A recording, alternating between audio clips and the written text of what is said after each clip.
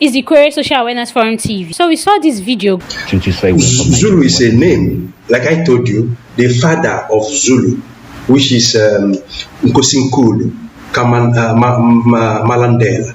He had two sons. He named one Zulu and named one Kwabe. So if you ask me now what is the meaning, we should be asking the father that gave birth to them.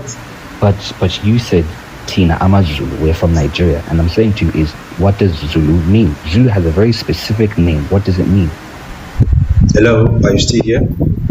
Yes, I'm still here. Yes. I'm saying to you, since you said, Tina, we're from Nigeria, so what does the word Zulu mean? We are, because I use Zulu now, if I use Nkulumalo, you might not know what I'm talking about. I use Zulu because it's what we use now, we know now. All right, but your progenitor, the ancestry of Zulu, where Zulu came from at the later stage, the Nkulumalo that was banished in Igbo land for wrong deed. He then went to the Bantu. First place he learned to Bantu tribe of Congo. I hear what you're saying, but my question to you is, what does Zulu mean? That's what you can't ask me what it means. Because I can, because you're saying hang on, you're saying we're from Nigeria. You can as well ask me. You can as well ask me. Apparently, the Igbos are claiming to have founded the Zulu tribe of South Africa. And then we saw this video. You ask anybody. The name America is an Igbo name. America is an Igbo name. The real meaning is Emerigomunka. Ask anybody. The founder of America is a black. No matter what is taking place today. And that will take us back. You, the English people, said civilization started in Africa. Yes, it started here. The Igbos here were claiming to have founded America. And then we saw this too. There's not like Igbo. There was Bo, GBO. The woman named called Bo, who gave birth to Europa. Europa, the one that ruled Europe. Yeah, Europa. Europa, okay. Europa is the woman's name. The grandmother's name is Bo. And again, we saw this video as well, where the Igbos also claim to have apparently founded India and Japan. Japanese government said they are interested. I have to come. Because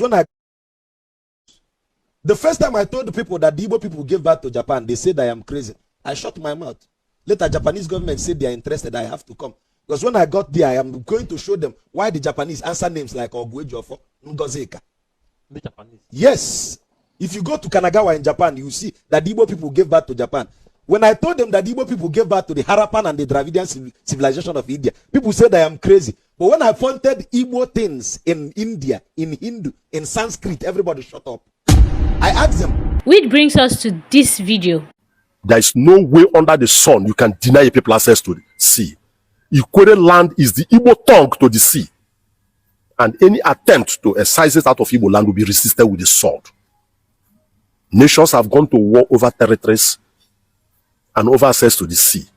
The lives of Dibia should be warned that their thinking is wishful, but if they take any step to realize it, they will be. Now, apparently, this is one of the supposed aggrieved stranger from Ikwere. I mean, I'll call him that, given the fact that he was ostracized and stripped of his Ikwere identity since 2017 by the Ikwere kings and elders. And allegedly, he used to be an IPOP member. So you could clearly see him being sponsored, allegedly, to threaten Ikwere ethnic nationality to be Igbo, or else Igbo was going to unalive all Ikweres with the sword. Not my words, his words. And this same ethnic group, known as Igbo, went ahead and picked one of their sons, who has indigenized in Ikwere land, to come and represent their Ohaneze in the Igbo, despite knowing that Ikwere is an ethnic group of its own, simply because they want to push a narrative.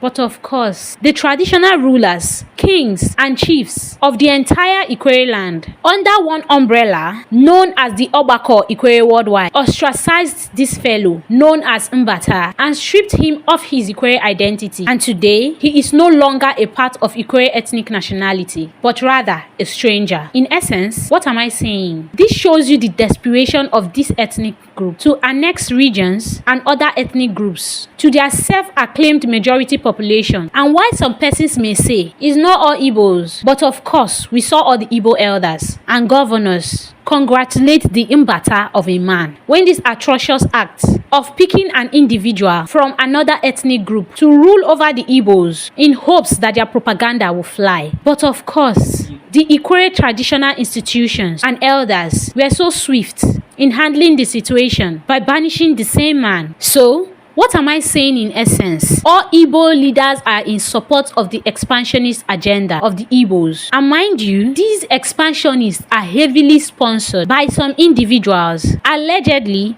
one self-acclaimed Bitcoin chief or Gaius Chibeze is heavily financing these expansionists who goes about calling themselves the Unified Igbos movement. Allegedly. Another notable figure who owns the brand, known as Kulele Bitters, allegedly is also financing this expansionist movement.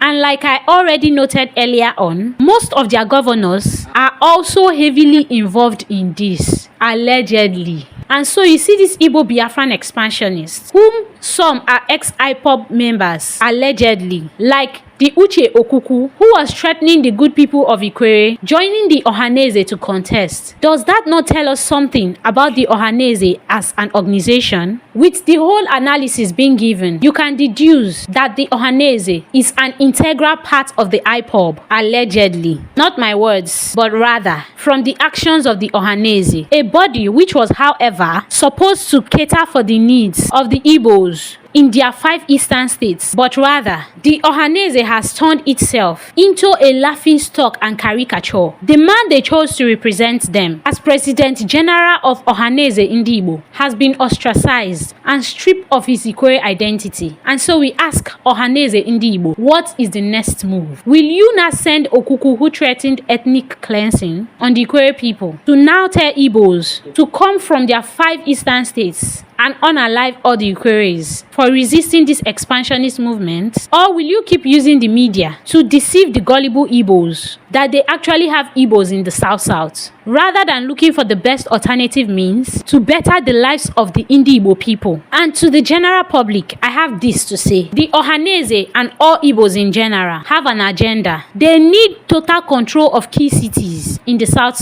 They want Port Harcourt. And so you see them claiming Ikweres to foster their agenda. They want Asaba. And so you see them pushing the narrative that Ikas and the entire Delta North are all Igbos. They need worry. And so you see them pushing the narrative that the Urobos are from Eri in Igbo land. And even going as far as bringing actors to say they are chiefs in Urobo and that they are from Eri. And today, the Igbos are now claiming that even the Ishekiris are Igbos. They also need key cities like Benin City. And so you see them claiming that Ibanke people of Edo State are Igbos. And that even the Igbos were a part of the ancient Benin Empire. And that Oba Eweka was an Igbo man called Oba Iweka. And so the Igbos will stop at nothing until they cause a war and destroy themselves as a people due to greed and vindictiveness. This is the Ikwere Social Awareness Forum TV, and I remain your host, Butch the Aquarian.